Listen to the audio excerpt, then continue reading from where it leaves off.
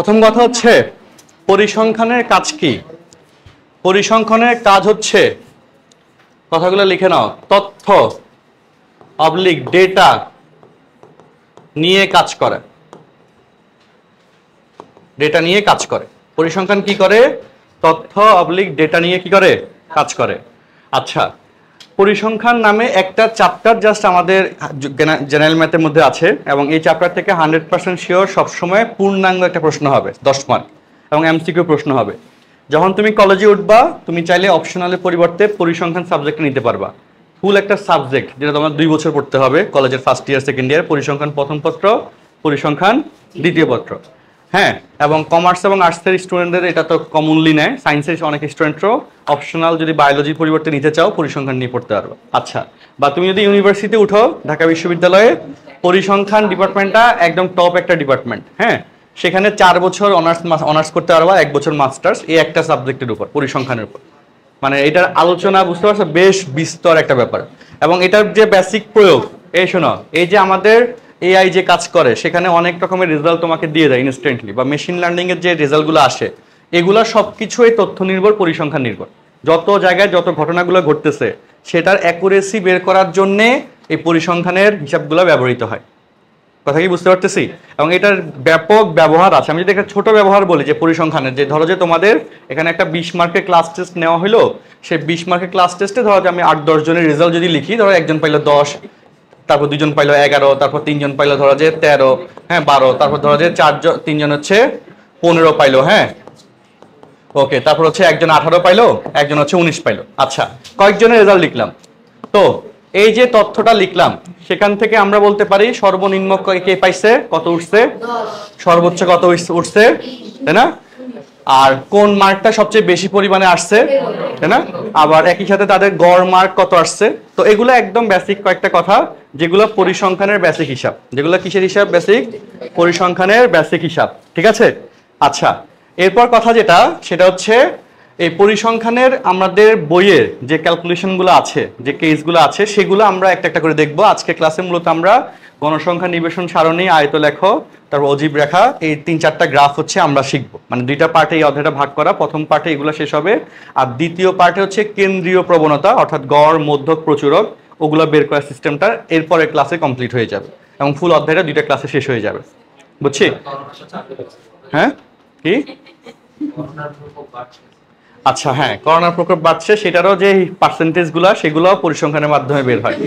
আবার ধরো যে ক্রিকেট খেলা হচ্ছে এখন, বা হয়েছিল মাঝখানে, বা হ্যাঁ, তো সেখানে ওই যে আমাদের, হ্যাঁ, যে রান রেটটা উঠে, বা ইকোনমি যেটা উঠে, তাই না, খেলোয়াড়ের যে পারফরমেন্স গ্রাফগুলো ওঠে, সবকিছুই পরিসংখ্যান থেকে আসছে।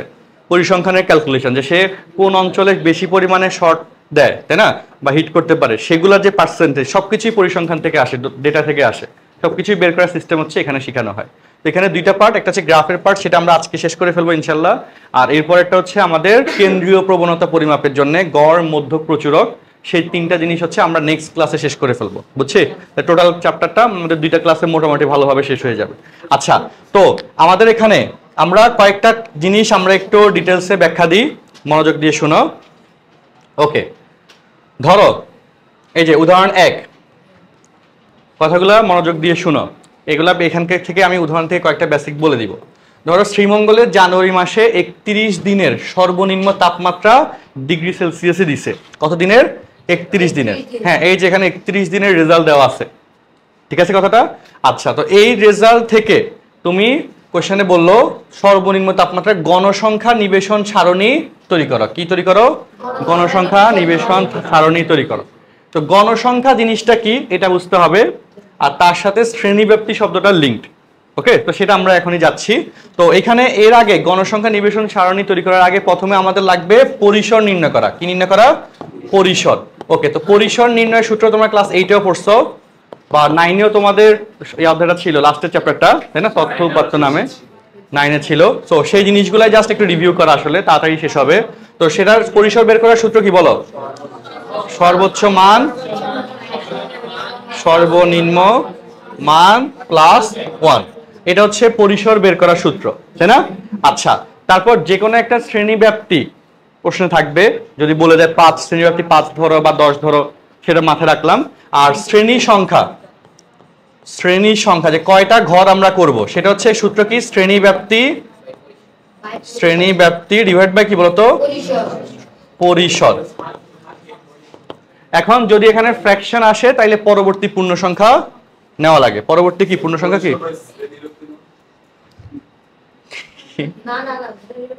আচ্ছা শ্রেণী ব্যাপ্তি ইকুয়াল টু হচ্ছে, হ্যাঁ উল্টা লিখছি,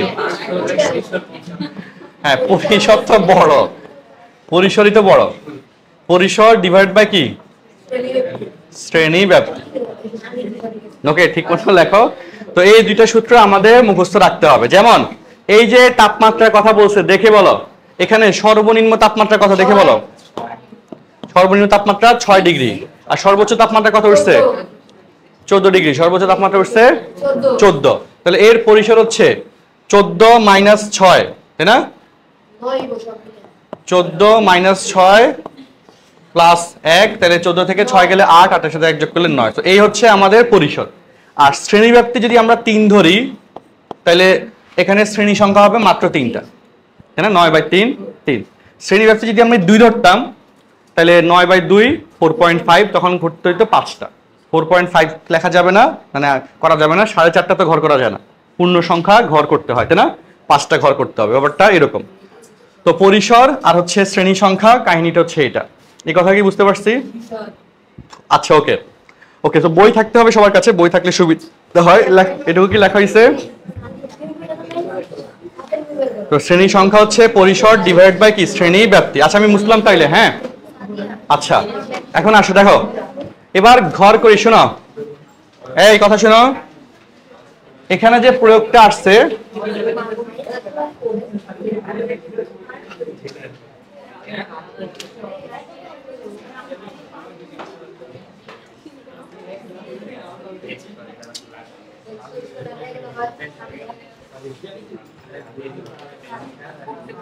ফাইল, এটা হ্যাং করছে কেন?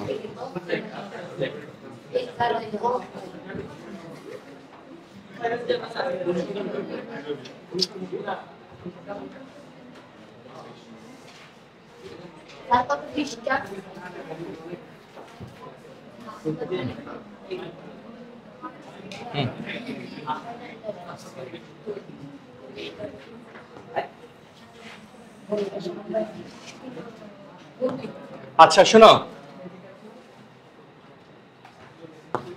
ওকে তারপর যে কথাটা, এটা হচ্ছে উদাহরণ 1। উদাহরণ 1। এখন এই যে নাম্বারগুলা দিছে, তথ্যগুলা দিছে, এগুলোর নাম হচ্ছে অশ্রেণীকৃত ডাটা। অশ্রেণীকৃত ডাটা যেগুলোকে অগোছালো আকারে দেওয়া আছে, আর সেটাকে এরকম শ্রেণীকৃত ডাটাতে কনভার্ট করতে হবে।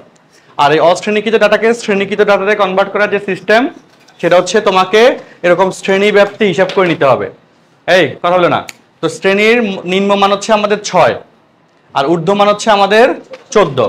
তো আমরা 6 ডিগ্রি থেকে 8 ডিগ্রি নিলাম একটা, তারপর 9 ডিগ্রি থেকে 11 ডিগ্রি, এরপর 12 ডিগ্রি থেকে কি 14 ডিগ্রি। এইভাবে হচ্ছে আমরা কনভার্ট করলাম, এভাবে আমরা কি করলাম কনভার্ট করলাম। তারপর হচ্ছে আমরা ট্যালি বের করলাম, ট্যালি থেকে অন্যান্য জিনিস, মনে রাখা। আর তুমি আচ্ছা ওকে। এরপর এই যে গণসংখ্যা কি নির্দেশ করে, সেটা হচ্ছে যে শর্তটা এখানে দেওয়া থাকবে সেই শর্তের বা সেই শ্রেণীব্যাপ্তির মধ্যে যে উপাত্তগুলো থাকবে বা ডেটাগুলো থাকবে তার সংখ্যাটা নির্দেশ করে। তার সংখ্যাটা নির্দেশ করে যে 6 ডিগ্রি থেকে 8 ডিগ্রি এই তাপমাত্রার মধ্যে কতদিন 6 ডিগ্রি থেকে 8 ডিগ্রির মধ্যে ছিল, সেটা এখানে আলাদা আলাদা করে ট্যালি আকারে বের করা হয়েছে। আমরা এরকম একটা প্র্যাকটিস ম্যাথে যাবো, আর একটা ভালো একটা ম্যাথে। তো সেখানে আমরা দেখলাম গণসংখ্যা আসছে কত 11, মানে 11 দিন 6 ডিগ্রি থেকে 8 ডিগ্রি তাপমাত্রা ছিল শ্রীমঙ্গলে। তারপর 9 ডিগ্রি থেকে 11 ডিগ্রি, এখানে রেজাল্ট পাইলাম কত 13। তার মানে 13 দিন। গণসংখ্যা কি নির্দেশ করে? ওই শ্রেণীর ভিতরে আমাদের উপাত্তের সংখ্যা নির্দেশ করে, ওই শ্রেণীর কি উপাত্ত সংখ্যা নির্দেশ করে। গণসংখ্যার কাজ হচ্ছে এটা, ইংলিশে বলে ফ্রিকোয়েন্সি। আচ্ছা তারপর বাদ 12 ডিগ্রি থেকে 14 ডিগ্রি, সেখানে আসছে কত 7। তো সেটার ক্ষেত্রে টোটাল রেজাল্ট হচ্ছে 31 দিনের ছিল বললো। গণসংখ্যার যোগফল মোট দিনের সমান হয়। গণসংখ্যার যোগফল কি হয়? মোট দিনের সমান হবে। তো এই হচ্ছে আমাদের 31 দিনের ব্যাপারটা।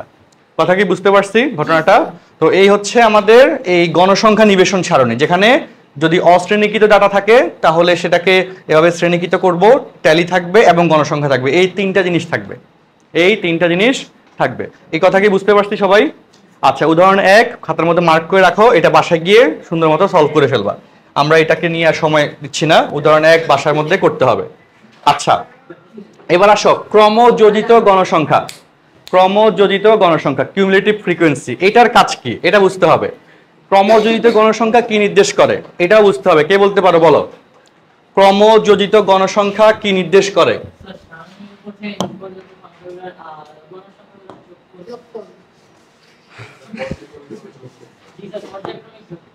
আচ্ছা, ওকে, আসি, ব্যাখ্যা দিচ্ছি, আমি গুছায় বলতেছি, মনোযোগ দিয়ে শুনো। এখানে 40 জন শিক্ষার্থীর বার্ষিক পরীক্ষায় ইংরেজিতে প্রাপ্ত নম্বর দেওয়া হলো। কতজন শিক্ষার্থীর? 40 জন শিক্ষার্থীর। ক্রমযোজিত গণসংখ্যার যোগফল 40 হবে, কনফার্ম। আচ্ছা, তো প্রাপ্ত নম্বরের ক্রমযোজিত গণসংখ্যা সারণী তৈরি করো। কি তৈরি করো? ক্রমযোজিত গণসংখ্যা সারণী তৈরি করো। তাহলে ক্রমযোজিত গণসংখ্যা সারণী বের করতে বললে অবশ্যই গণসংখ্যা তো মাস্ট বের করতেই হবে। গণসংখ্যার পরের কথাই না ক্রমযোজিত গণসংখ্যা। তো অশ্রেণীকৃত ডাটাকে থেকে যদি আমি ক্রমযোজিত গণসংখ্যা বের করতে চাই তাহলে আমাকে মাস্ট আগে সেটাকে এরকম করে শ্রেণীব্যাপ্তি আকারে সাজাতে হবে, ট্যালির মাধ্যমে গণসংখ্যা বের করতে হবে। ট্যালির মাধ্যমে কেন করতে হবে? কারণ এটা ছাড়া আমরা সহজে এগুলাকে সাজাতে পারবো না, যে কত এই শ্রেণীর ভিতরে কয়জন আছে সেটা বের করার সবচেয়ে সহজ উপায় হচ্ছে ট্যালি সিস্টেম, ঠিক না? না হলে তুমি গুণে কিভাবে কি বের করবে, এটা তো সম্ভব না, তাই না? তো এই জন্য আচ্ছা, ওগুলো যদি সব কনফার্ম করা থাকে, আমরা তো এই ডাটার জন্য বলতেছি, যদি সবকিছু সাজানো গোছানো থাকে তাহলে তো আরো সহজ কাজ, তাহলে তার প্রশ্ন দিবে না, প্রশ্ন তো এরকম ভাবে দেওয়া উচিত। আচ্ছা, তো আমাদের প্রথম কথা উপাত্তের পরিসর, সর্বোচ্চ মান মাইনাস সর্বনিম্ন মান +1, পরিসর পাইলাম 56। 56কে 10 দ্বারা ভাগ করলাম, এখানে আমরা আচ্ছা এখানে 5 দিয়ে করছে, আমরা হচ্ছে 10 দিয়ে করি, চলো কত দিয়ে করি একটা। আচ্ছা, 10 দিয়ে করলে শোনো, আমাদের প্রথমে হচ্ছে স্টার্টিং মান কত? 35। তো 35 থেকে হবে 44, কথা ঠিক কিনা? তারপর 45 থেকে হবে কত? 54। হ্যাঁ, 54। আচ্ছা, আমার এখান থেকে অনেকগুলো কোশ্চেন আমি এখানে সলভ করাবো, সো আমি হচ্ছে হ্যাঁ এই পুরোটা মুছে ফেলি, আমার এটা ভালো হবে। আচ্ছা, এই কোশ্চেন থেকে কয়েকটা জিনিস আমি একসাথে আনবো। তো ফার্স্টলি এখানে বললো ক্রমযোজিত গণসংখ্যার সারণী তৈরি করো, ক্লিয়ার কথাটা? তো সেখানে আমরা ধার করে জাস্ট একটা ক্যালকুলেশন নিয়ে আসি, সেটা হচ্ছে এইটুকু, সমাধানে পরিসরটা নিয়ে আসলাম। আচ্ছা, এবার পরিসরের পর আমরা ধরবো শ্রেণীব্যাপ্তি 10, ধরলাম শ্রেণীব্যাপ্তি কত? 10। ওকে, শ্রেণীব্যাপ্তি ব্যাপ্তিতে কি আকার আছে? বয়জ ফলা আকার আছে? আচ্ছা, শ্রেণীব্যাপ্তি 10। তারপর হচ্ছে শ্রেণী সংখ্যা, তাহলে পরিসর ডিভাইড বাই শ্রেণীব্যাপ্তি 5.6, এটাকে জাস্ট এইভাবে সমতুল্য চিহ্ন 6 লিখলাম, মানে 5.6 সংখ্যক তো আমরা 6 আঁকতে পারবো না, তাই না?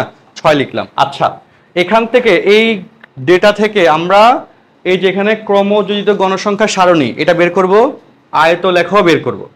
ওকে, আয়তলেখও বের করবো, দুইটা জিনিস এখান থেকে দেখবো। আর আয়তলেখ থেকে তোমার গণসংখ্যার যে বহুভুজ সেই ফিগারটাও এখান থেকে ড্র করব, বুঝতে পারছি? আচ্ছা, গণসংখ্যা বহুভুজের জন্য আমার মনে হয় আরেকটা ডেটা লাগবে, তো তোমরা ছক করার সময় এটা আচ্ছা ওগুলো কোশ্চেন আর কি, 3টা টাইপ একসাথে দেখাবো, 3টা কোশ্চেন। তো আমি ছক করতেছি এখানে, তোমরা ডান পাশে জায়গায় রাখবো, এখানে 2টা ঘর আরো বাড়বে। কয়টা ঘর বাড়াবো বলো? 2টা ঘর বাড়বে। আচ্ছা, তো ওই পাশে 2টা ঘর বাড়বে, ঠিক আছে? আমি সেভাবে ডেটাগুলো নিচ্ছি, তোমরা তাড়াতাড়ি উদাহরণ 2 লিখে ছক করো খাতার মধ্যে, উদাহরণ 2 লিখে ছক করো।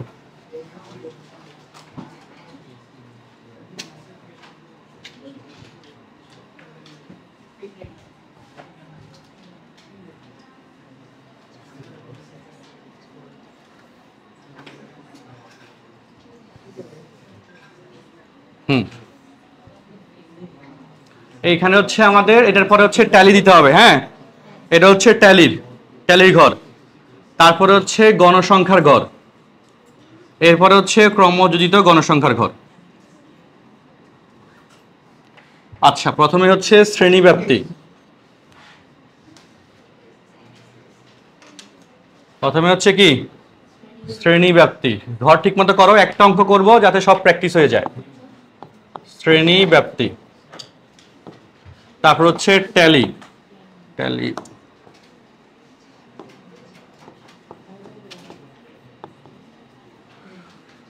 তারপর হচ্ছে গণসংখ্যা। এরপর হচ্ছে ক্রমযোজিত। এই কথা হলো না, তাড়াতাড়ি করো, আমি আসতেছি ব্যাপ নিয়ে। গণসংখ্যা। ওকে, আচ্ছা, তো এখানে আমরা 6টা ঘর লাগবে নিচে। কয়টা ঘর লাগবে? 6টা। 1 2 3 4। আচ্ছা, ওকে। তো হিসাবগুলা স্ট্রেট কাট লিখে ফেলি। আমাদের এখানে স্টার্টিং ভ্যালু হচ্ছে 35, আমরা 10 করে লিখবো। যদি শুনো, যদি প্রশ্নে বলে না দেয় তাহলে সবসময় 10ই ধরবা, তাহলে তাড়াতাড়ি অঙ্কটা সলভ হবে, পরীক্ষার হলে সময় কম লাগবে। কারণ 10 না করে যদি 5 করো তাহলে কি ডাবল হয়ে গেল না? একটু আগে দেখলাম না কত বড় একটা ছক আসছে। তো এত কষ্ট করার তো দরকার নেই, তাই না? 10 করে ধরলে তাড়াতাড়ি অঙ্কটা সলভ, কারণ অনেক অনেক মান থাকে এরকম। 20 করে ধরো। 10-এর বেশি ধরবা না, ঠিক আছে? সো 35 থেকে 44। এই তাড়াতাড়ি তাড়াতাড়ি করে ফেলো, আমাকে দেখাও। যারা আগে করছো অধ্যায়টা তারা তাড়াতাড়ি অঙ্কটা শেষ করো। আর এই পাশে কিন্তু জায়গা রাখবা, এই পাশে আমি আরো 2টা ঘর করবো আমাদের 2টা ম্যাথ করার জন্য, একই ডাটার উপর বেস করে। হ্যাঁ, 55 45 থেকে 54, 55 থেকে 64, 65 থেকে 74, 75 থেকে 84, 85 থেকে 94। আচ্ছা, মিলাও। এই কথা শোনো, হিসাব মিলাও। এগুলা পেন্সিল দিয়ে দাগ দিবা। কোনগুলা? এই যে হিসাবগুলা। ধরো 70 আসছে কোথায়? এখানে এক ঘর। তারপর 40 এখানে, 35 এখানে, 60 এই জায়গায়, তারপর হচ্ছে 55। তাড়াতাড়ি করো, বুঝে বুঝে করো, এবং খুব ঠান্ডা মাথায় করতে হবে, নাইলে পরীক্ষায় একবার ভুল হইলে কিন্তু আর মিলবে না, তাই না? এবং এটা 10-এ 10 যাতে কনফার্ম হয়, টার্গেট রাখবা পরিসংখ্যানে যাতে কোনো নাম্বার কাটা না যায়, 10-এ 10 কনফার্ম যাতে হয়। আচ্ছা, তাহলে আমি তো ভুলে গেলাম কত করছি। 2 4 5, 1 2 3 4 5, 58টা লিখি নিয়ে না? 1 2 3 4 5, 1 2 3 4 5। হ্যাঁ, 58টা লিখতে হবে। 58টা হচ্ছে কোথায় যাবে? এখানে। তারপর 45, মনোযোগ দিয়ে করো। 60, এই কথা হলো কে? 65, 80, 70। তুমি নিজে নিজে করো, নিজে নিজে করে জিনিসটা আগাও। 46, 50। 46 কোথায় দিছি আমি? কথা বলো, খবর আছে। 46 পরে 50 কি আমি রাখ দিছি এখানে? 50 দাগ দিছি। আচ্ছা, 50 মানে দাগ দিই নাই, দিলাম দাগ। যদি না মিলে তোর আমি ধরতেছি আমি। 50, তারপর হচ্ছে 60। 60-এর জন্য 5-এর বেলা এরকম, এটা তোমরা জানো সবাই। 65 এখানে, 70 এখানে, 58, 55, 58 এখানে, 60 এখানে, 48 এখানে। তাড়াতাড়ি কর, নিজে নিজে করি। 70 এখানে, 36 বলো।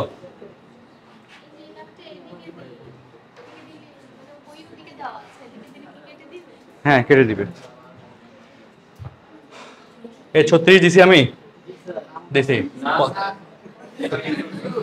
কি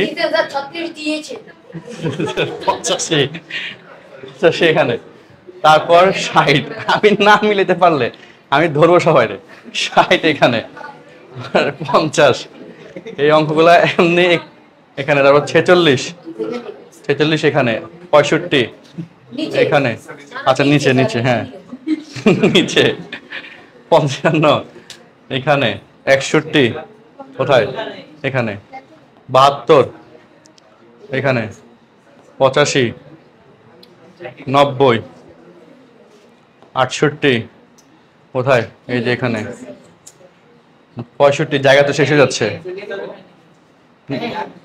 পেন্সিল কলম দিয়ে তো কথা বলে না তো, একটা দিলে তো হয়। 50 এখানে, 40 এখানে, 56 56 কই, 55 এখানে, 60 60 এখানে, আচ্ছা জায়গা নাই আর দিব না এখানে, 65 এখানে, আর 46 44 কোথায় 46 কই এখানে, 76 নিচের উপরে। আচ্ছা আচ্ছা, তো গণসংখ্যাটা আমরা লিখলাম, গণসংখ্যার জন্য ট্যালি বের করলাম, ঠিক আছে? গণসংখ্যার জন্য কি ট্যালি বের করলাম। আচ্ছা দেখো, ঠিক আছে মনে হচ্ছে, 4 3 7, 4 4 8, 5 সরি 4 3 কেন বললাম, হ্যাঁ 5 3 8, 10 2 12, 11 2 3, হ্যাঁ 50 40 মিলছে। এবার শোনো, ক্রমযোজিত গণসংখ্যা সিস্টেম, এটা আমি একটু বলে দিই, যারা পারো ভালো, যারা পারো না আবার একটু শুনো। ক্রমযোজিত গণসংখ্যা হচ্ছে হিসাবটা কিভাবে করতে হয়, যে ওই শ্রেণীর গণসংখ্যা এবং তার পূর্ববর্তী শ্রেণীর ক্রমযোজিত গণসংখ্যার যোগফল হচ্ছে নির্ণেয় শ্রেণীর ক্রমযোজিত গণসংখ্যা। তো প্রথম ক্ষেত্রে ওই শ্রেণীর গণসংখ্যা 4, তার পূর্ববর্তী শ্রেণী নাই, অর্থাৎ তার ক্রমযোজিত গণসংখ্যা 0, তো 0 যোগ 4 দ্যাট ইজ 4। এবার বলো এইটারে গণসংখ্যা 8 পরেরটা, তার পূর্ববর্তী শ্রেণীর ক্রমযোজিত গণসংখ্যা 4, আর 4 এর যোগফল 12 হচ্ছে এই শ্রেণীর ক্রমযোজিত গণসংখ্যা।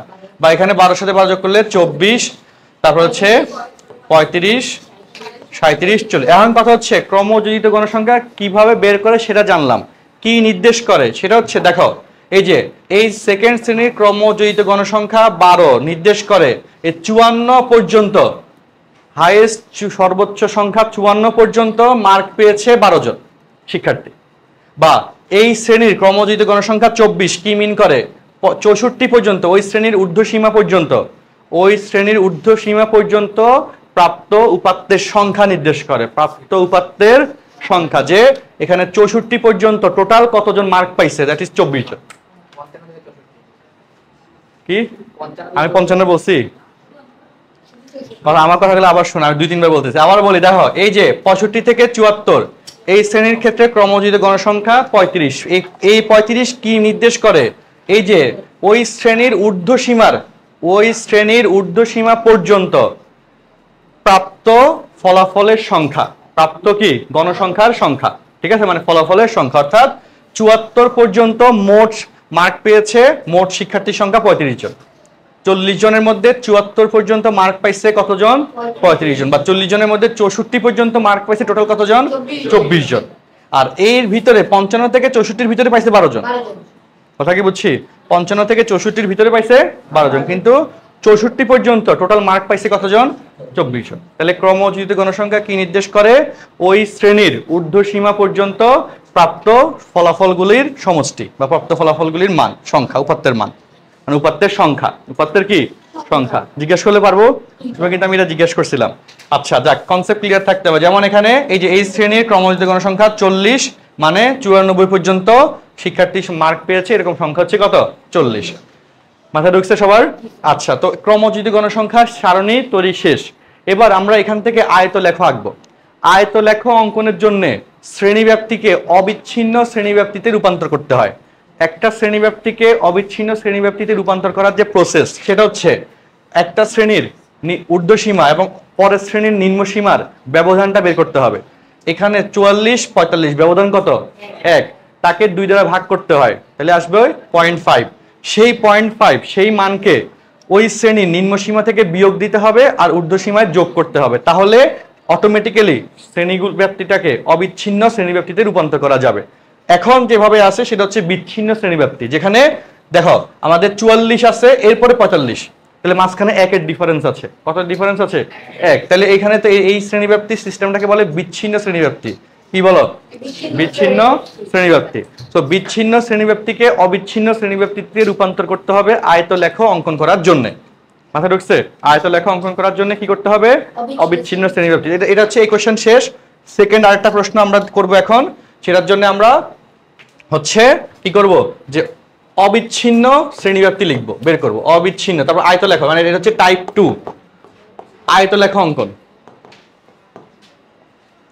আয়তলেখ অঙ্কন। কথা কি বুঝছি? কি করলাম বলো? আয়ত লেখো, অঙ্কন। ওকে, তাহলে অবিচ্ছিন্ন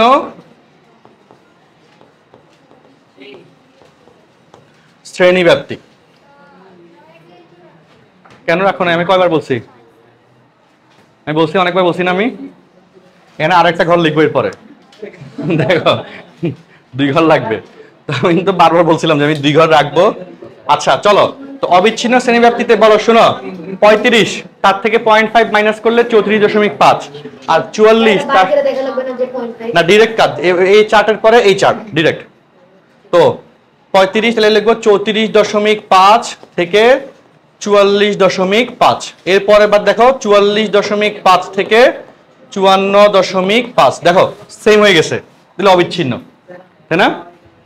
এরপর 54.5 থেকে 64.5, তারপর 64.5 থেকে 74.5, এরপর 74.5 থেকে 84.5, তারপর 84.5 থেকে 94.5। এই হচ্ছে অবিচ্ছিন্ন শ্রেণীব্যাপ্তি সিস্টেম। ওকে, অবিচ্ছিন্ন শ্রেণীব্যাপ্তি লিখে ফেললাম। এরপর আয়তলেখা অঙ্কনের জন্য আমাদেরকে গ্রাফ পেপার নিতে হবে। কি নিতে হবে? গ্রাফ পেপার, যেখানে এক্স অক্ষ বরাবর থাকবে অবিচ্ছিন্ন শ্রেণীব্যাপ্তি। এমসিকিউতে আসে আয়তলেখের ক্ষেত্রে অঙ্কনে এক্স অক্ষ বরাবর নিচে কোনটি থাকে? অ্যান্সার হচ্ছে কি? অবিচ্ছিন্ন শ্রেণীব্যাপ্তি। আর ওয়াই অক্ষ বরাবর থাকবে আমাদের গণসংখ্যা। ওয়াই অক্ষ বরাবর থাকবে কি?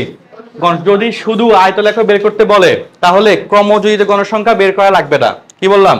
যদি শুধু বলে প্রশ্নে, সবাই এই যে আমার কথাগুলো বলি যে শুনে না, ভুলে যায়, যদি শুধু আয়তলেখ বের করতে বলে হ্যাঁ প্রশ্নে, তাহলে এই ডাটার আয়তলেখ নির্ণয় করো। তাহলে এখানে ক্রমযোজিত গণসংখ্যার প্রয়োজন নাই, কারণ আমার লাগবে আয়তলেখের মধ্যে লাগবে এক্স অক্ষ বরাবর যাবে অবিচ্ছিন্ন শ্রেণীব্যাপ্তি, আর ওয়াই অক্ষ বরাবর যাবে গণসংখ্যা। তাহলে আমার ক্রমযোজিত গণসংখ্যার কোনো কাজ নাই। আর যদি বলে অজীব রেখা নির্ণয় করো, অঙ্কন করো, তাহলে অজীব রেখাটা হচ্ছে ক্রমযোজিত গণসংখ্যার সারণী, আর গ্রাফ। ক্রমযোজিত গণসংখ্যার লেখচিত্র, অপর নাম হচ্ছে অজীব রেখা। সেখানে ক্রমযোজিত গণসংখ্যা তখন লাগবে। কথা বুঝছি? তো এই ক্রমযোজিত গণসংখ্যার সারণীকে অজীব রেখা, অবলিক হচ্ছে অজীব রেখা, এই দুইটা বলা হয় আর কি, বইতে এভাবে লেখা। আচ্ছা, তো এখন তাহলে আমরা গ্রাফ পেপারটা আনি।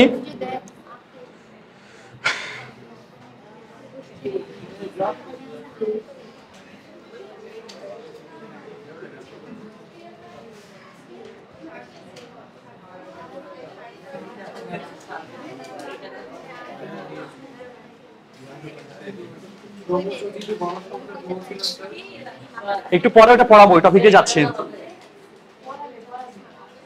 আমি বলছি গ্রাফ পেপার নিয়ে আসতে, ভালো হয়েছে। এখন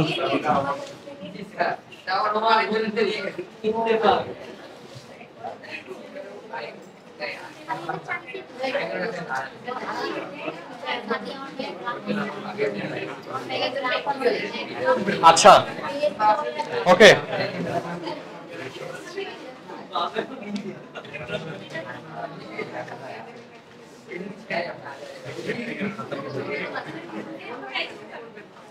ওকে, এই শোনো, এক্স অক্ষ ওয়াই অক্ষ দিতে হবে, ঠিক আছে?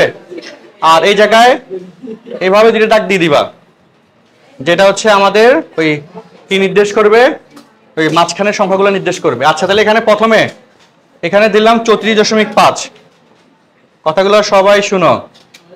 তারপর 34.5, তারপর 44.5,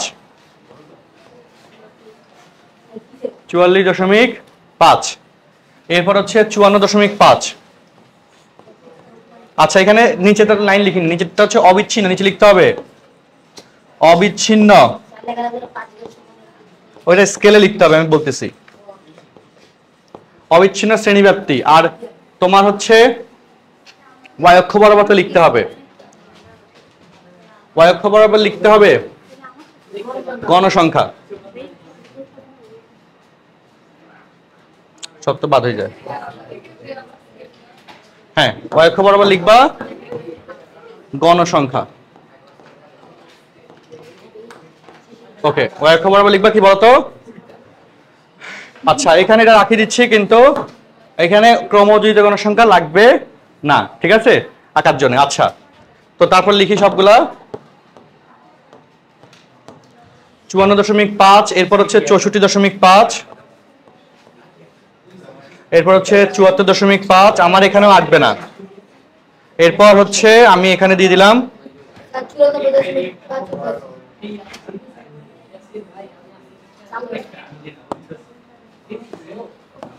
এই শোনো, হ্যাঁ 74-এর পরে 84.5,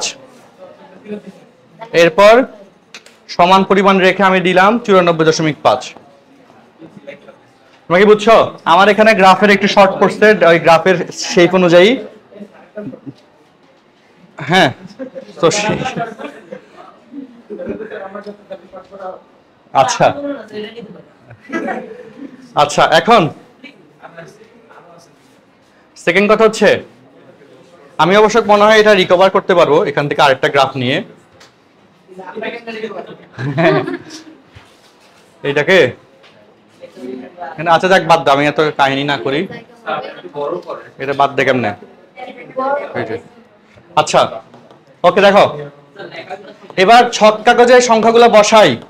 শোনো, গণসংখ্যা প্রথমে 4, 1 2 3 4, এখানে হচ্ছে 4, তো 4 নিয়ে আয়তটা আসবে এখানে।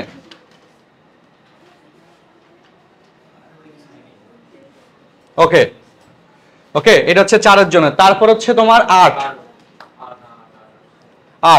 34 থেকে 44 হচ্ছে 4 এর, এরপর হচ্ছে 8 এর, 8 এর জন্য আয়তটা আসবে।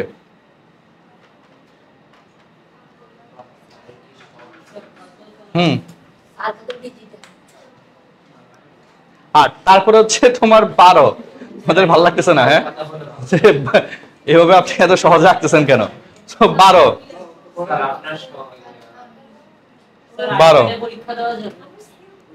হ্যাঁ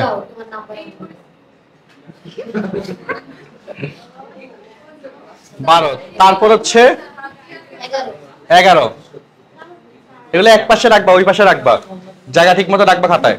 11, এরপরে ওয়েট, এই 11,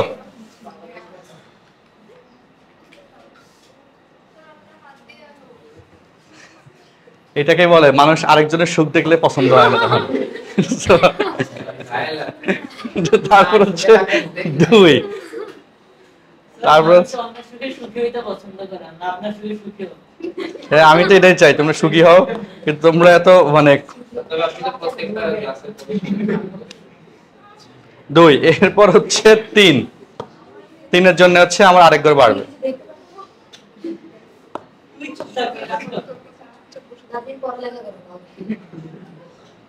3, আচ্ছা এখন সেকেন্ড কথা হচ্ছে, এটা আঁকার পরে তোমাকে প্রত্যেকটার কালার করে দিতে হবে।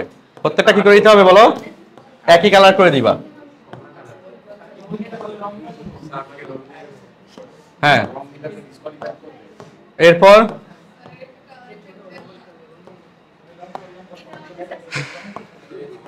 এই যে, তারপর হচ্ছে দেখছো,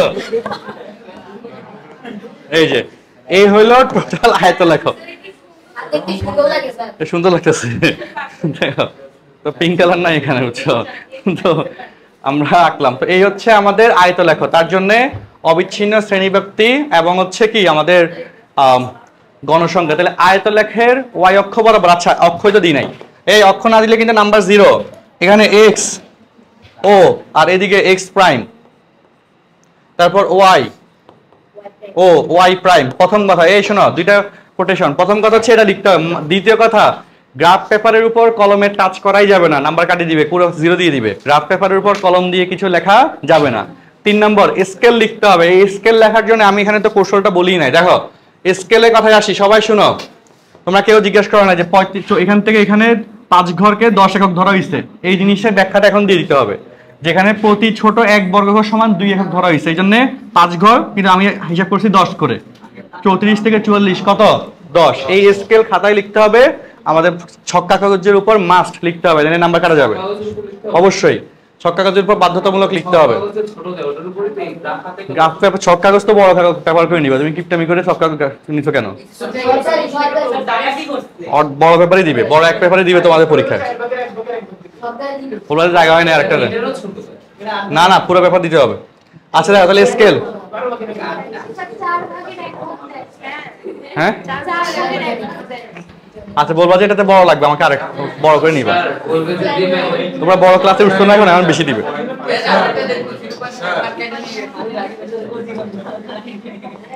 প্রতি ছোট এক বর্গ ঘর সমান 2 একক। আবার ছক কাগজ কিন্তু বাসা থেকে নিয়ে যাও না পরীক্ষা হলে, পুরাই কিন্তু নকল হিসেবে খাতায় বাদ হয়ে যাবে। আর ওয়াই অক্ষের ক্ষেত্রে এক বর্গ ঘরকে 1 একক ধরছি, এবং হ্যাঁ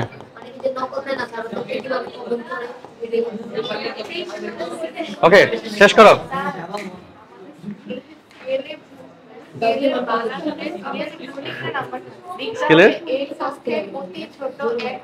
লিখছি তো প্রতি ছোট সিরিয়াল কি উল্পাট করবে, তুমি তো আগে এক্স অক্ষে লিখতে হবে, পরে ওয়াই অক্ষ। আচ্ছা, প্রতি ছোট ক্ষুদ্রতম শব্দটা লিখতে বোঝাই তো। আচ্ছা হ্যাঁ, ক্ষুদ্রতম লেখা উচিত। ক্ষুদ্রতম হ্যাঁ 1 বর্গ ঘর সমান 1 একক। এই ক্ষুদ্রতম শব্দটা বাদ দিও না, ক্ষুদ্র বলে বাদ দেওয়া যাবে না। এক্স অক্ষে প্রতি ছোট ক্ষুদ্রতম 1 বর্গ ঘর সমান 1 একক। প্রতি ছোট ক্ষুদ্রতম 1 বর্গ ঘর সমান 1 একক। মধ্যে তোমার ভালো হইতেছে না কেন? স্কেল লেখো।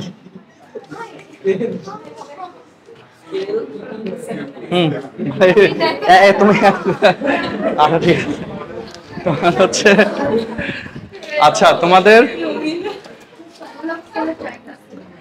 আর এটা হচ্ছে স্কেচটা যেভাবে করবা, দেখো এই যে ওরটা যেটা করছে, স্কেচটা তোমরা পেন্সিল দিয়ে এভাবে করে দিবা, রং বেরং করা যাবে না, ঠিক আছে? পেন্সিল দিয়ে জাস্ট হচ্ছে এভাবে স্কেচ করে দিলে হবে। 0 দিয়ে দিবে। গ্রাফ পেপারের উপর কলম টাচ করা যাবে না, সহজ হিসাব, ঠিক আছে? তাহলে কলম না পেন্সিল? শিওর? দেখেন না স্যার, পেন্সিল। তোমার আছে কলমের মতো লাগতেছে। গ্রাফ পেপারের উপর কলম দিয়ে আঁকা যাবে না। তোমার ছক কই? কি করছো তুমি? গ্রাফ পেপার কই? গ্রাফ কই? গ্রাফ শেষ করো। গ্রাফ কি করছো এরকম তাহলে? হ্যাঁ, গ্রাফের অবস্থা কেন?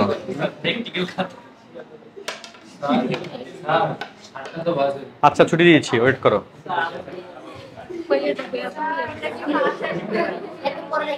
দুই একক, তুমি একটা হচ্ছে 2 একক আর একটা হচ্ছে 1 একক। আচ্ছা ওকে, এরপর লেখা হয়েছে না সবার?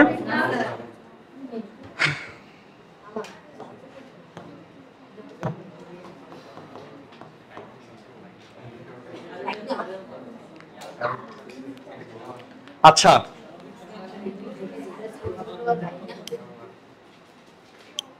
কোন প্রশ্ন আছে এ পর্যন্ত? এটা কি ধনাত্মক? কোন দিকে আঁকছি দেখাও।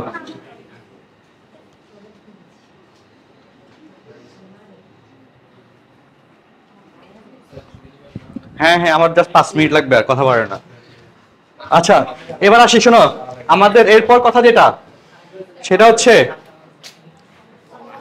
এই যে এই গণসংখ্যা বহুভুজ। এরপরে কাজ আয়তলেখের, এই কথা শোনো, এরপরে কাজ হচ্ছে আয়তলেখের গণসংখ্যা বহুভুজ আঁকতে হবে। কি আঁকতে হবে? আয়তলেখের গণসংখ্যা বহুভুজ টাইপ 3।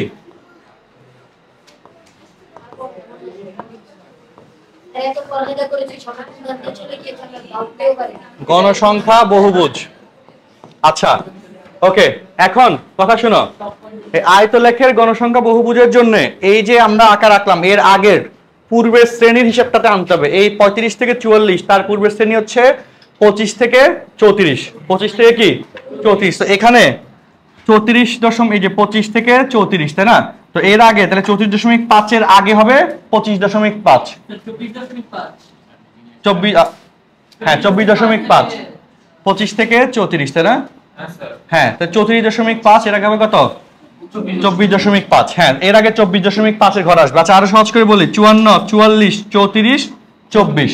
এর আগে 24.5 এর এই পয়েন্ট আউটটা লাগবে এখানে। 24.5 এর কি পয়েন্ট আউট লাগবে। তো 24.5 এর পয়েন্ট আউট হয়ে গেলে আর টেনশন নাই। তোমরা কি এই স্লাইডটা তুলছো সবাই? আচ্ছা, সেই স্লাইডটা তুললে হচ্ছে কি যে কেমনে করব। আচ্ছা, আমি সিস্টেমটা বলি। তো দেখো কথাগুলো শোনো। আয়তলেখের গণসংখ্যা বহুভুজ আকার কৌশল খুব সিম্পল। সেটা হচ্ছে এই শ্রেণীর মধ্যবিন্দু, এখানে একটা চার্ট করতে হবে। শ্রেণী ব্যাপ্তির কি? শ্রেণী ব্যাপ্তির মধ্যবিন্দু, এইটা নামে একটা চার্ট করতে হবে। আর শ্রেণী ব্যাপ্তির মধ্যবিন্দুর পরে সেই মধ্যবিন্দুগুলো এখানে মার্ক করে সেগুলো হচ্ছে তোমার মুক্ত হস্তে অঙ্কন যোগ করে দিলে আমাদের আয়তলেখের গণসংখ্যা বহুভুজ চলে আসবে। আচ্ছা ওকে, তাহলে আমি হচ্ছে দেখাচ্ছি। আমার ছোট করার সুযোগ আছে? হ্যাঁ, আসি। দেখো এর আগের চার্ট তোমরা ওই পাশে লিখিও। শ্রেণী ব্যাপ্তির মধ্যবিন্দু, এই শোনো, মধ্যবিন্দু বের করার যে সিস্টেম, শ্রেণীর নিম্ন সীমা যোগ শ্রেণীর ঊর্ধ্ব সীমা ডিভাইড বাই 2। শ্রেণীর নিম্ন সীমা, তুমি যে মাস্ক পরে কথা বলো, তুমি মাস্ক খুলি ফেলো এখনই, খুলি বসো, তুমি ডিস্টার্ব করতেছো অনেক। তাইলে এবার আসো, 35 টাকা লিখলাম, 35 যোগ 44 হবে। আচ্ছা, 35 যোগ 44 ভাগ 2 কত আসে? হ্যাঁ, 39.5 হিসাবে আসি। 39.5, তাহলে এর আগে হবে, তারপর হচ্ছে 3 4 5 6।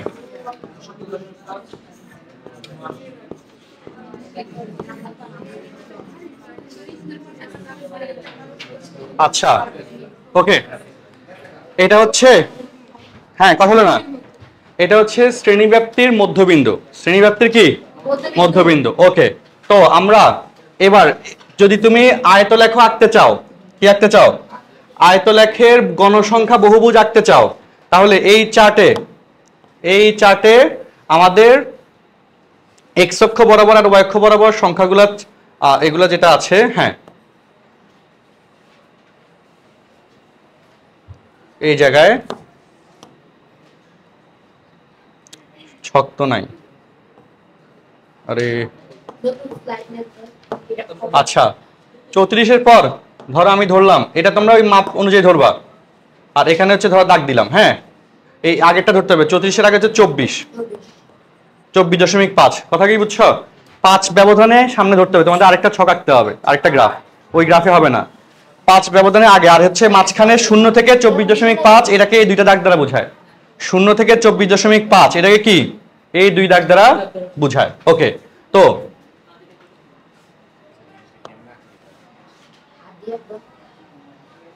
সব উলটপালট হয়ে যাবে আর কি। হ্যাঁ আচ্ছা, তো তারপরে আসি, শুনো।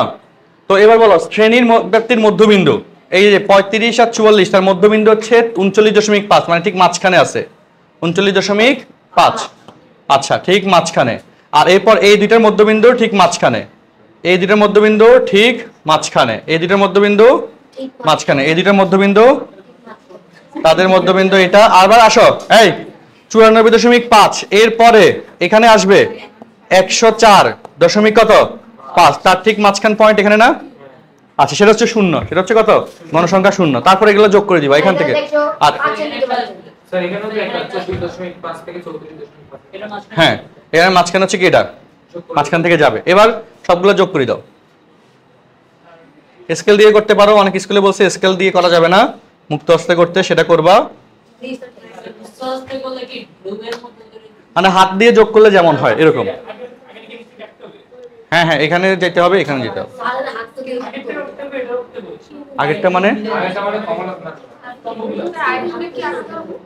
হ্যাঁ, যদি বলে আয়তলেখের গণসংখ্যা বহুভুজ, তাহলে আয়তলেখ আঁকতে হবে, তারপরে এই দাগও দিতে হবে, এবং আয়তলেখের ভিতরে যেভাবে স্কেচ সেটা আঁকতে হবে।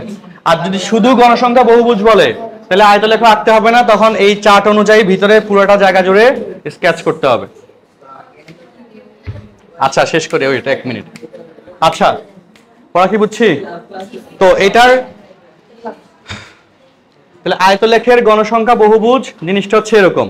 এখন এইটার হচ্ছে এক্সাম্পল বই থেকে কোনটা আছে সেটা দেখাই দিই। দেখো সবাই শোনো, এই যে দেখো, এই ওই অঙ্কটাই মাত্র যেটা করলাম, হ্যাঁ, তো এই যে কোশ্চেনটা করলাম দেখো এই পর্যন্ত গেছে, তো এই প্রত্যেকটা মাঝখান কি করছে যোগ করে হিসাবটা করে ফেলছে, কথা কি বুঝছো? আচ্ছা, আর যদি শুধু গণসংখ্যা বহুভুজ বলে, এটা হচ্ছে আয়তলেখে গণসংখ্যা বহুভুজ, আর যদি শুধু এই দেখো এই কোশ্চেন আসো আয়তলেখ ব্যবহার না করে গণসংখ্যা বহুভুজ আঁকো, কি বললাম আয়তলেখ ব্যবহার না করে গণসংখ্যা বহুভুজ আঁকো, তখন এই যে এই চার্ট, আর তখন আয়তলেখের মধ্যে না ওই চার্ট অনুযায়ী কি করতে হবে পুরোটাই হচ্ছে কালার হয়ে যাবে, কথা বুঝছো? এবং এক্ষেত্রে কথা আছে এখানে কিন্তু 31 থেকে 34, হ্যাঁ এই যে 31 পয়েন্ট থেকে শুরু হয়েছে এবং লাস্টে হচ্ছে গেছে, লাস্টেরটাতে শুধু এরা অ্যাড করছে 100, দেখো এই যে 100 পয়েন্ট, হ্যাঁ এই পর্যন্তই এখানে আনছে 31 থেকে 31 কেন এখানে, কেন এই যে 30 এখানে 40 এখানে, তাহলে একটু এদিকে আসছে, খেয়াল করছো, এই জন্য 31 এখানে, আর 100-র মধ্যে গিয়ে এখানে থামছে। আচ্ছা চোখ কাছে নিয়ে দেখবা। আচ্ছা এবার আসো, এই শোনো, এই যে গণসংখ্যা নিবেশনের অজীব রেখা অঙ্কন, গণসংখ্যা নিবেশনের কি বলো অজীব রেখা অঙ্কন, এটা খুব সিম্পল, আমার 1 মিনিট লাগবে জাস্ট দেখাইতে। হ্যাঁ দেখো এই যে এটা হইলে আমাদের আজকে টার্গেটেড পড়া শেষ।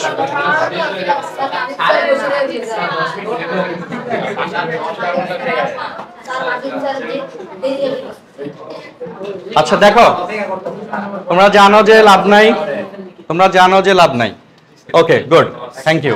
আসো এখানে, এখানে আমাদের ওয়াই অক্ষ বরাবর, এই শোনো অজীব রেখার অপর নাম হচ্ছে ক্রমযোজিত গণসংখ্যার সারণী, অজীব রেখার অপর নাম কি ক্রমযোজিত গণসংখ্যার সারণী, তো এই পাশে হবে ক্রমযোজিত গণসংখ্যা, ক্রমযোজিত গণসংখ্যা, ওকে এক্স ওয়াই অক্ষ বরাবর, কোন অক্ষ বরাবর, আর এক্স অক্ষ বরাবর হবে আমাদের কই শ্রেণী ব্যবধান। দেখো বই থেকে আগে একবার নজরে গ্রাফটা দেখে নাও, হ্যাঁ দেখো এই যে কথা শোনো, বা শ্রেণীর উচ্চ সীমা, আচ্ছা শ্রেণী ব্যবধানের মধ্যে শ্রেণীর উচ্চ সীমা, এই কথা হলো না ঊর্ধ্ব সীমা।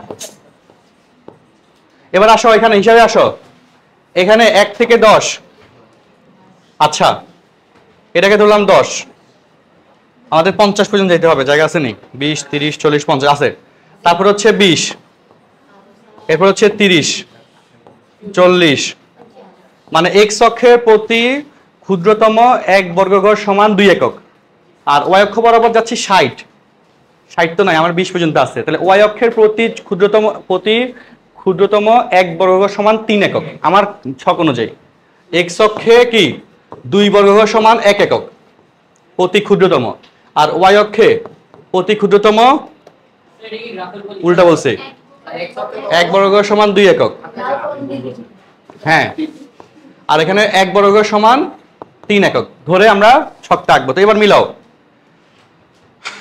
10-এর জন্য ক্রমযোজিত গণসংখ্যা কত 8, তো বুঝো এটা হচ্ছে 5 মানে কিন্তু 10, এটা কত 10, এটা কত 20, এটা হচ্ছে 30, এটা হলো 40 50 কই 2 3 4, আচ্ছা হ্যাঁ আমি তো 3 একক করে ধরছি ভুলে গেছি, তো শোনো তাহলে 3 একক মানে 5 মানে কত 15, তাই না, 10 মানে কত 30, 15 মানে কত 45, এটা কিন্তু সব বাম পাশে লিখবা, কোন পাশে বাম পাশে, এই যে কোথেকে এসে তুমি তো এখন এসে গেলাম, আমার তো ক্লাস শেষ, বসো বাইরে বসো যাও,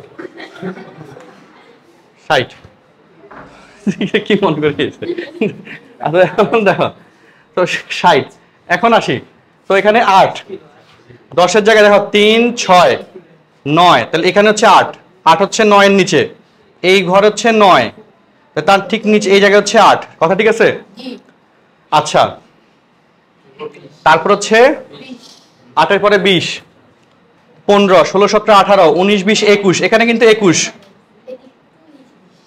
না, ওকে তো 21 হলে এই জায়গায় এর একটু নিচে হচ্ছে 20 এখানে, আচ্ছা ওকে এটা ছিল 21, তারপর দেখো 35 30, 33, 36, এটা হচ্ছে কত? 36, ওই পাশে লিখবা। তাহলে 36 আর এখানে 35, তাহলে এই জায়গা থেকে এখানে আসবে 35। আচ্ছা, তারপর হচ্ছে 53, 45, 48, 51, 54, তাহলে এখানে এর আগে হচ্ছে এক একক আগে হচ্ছে কত? 53, ঠিক আছে। তারপর হচ্ছে 60, 60 বরাবর গেছে এখানে গিয়ে এখানে, বুঝছো? এই বইয়েরটা একবার মিলাই নাও, দেখো সেম ভাবে আসছে। আচ্ছা, এখানে অবশ্য এত সুন্দর করে মিলছে কেমনে? মিলে না, ওই মাঝখানে কিন্তু আছে, খেয়াল করছো?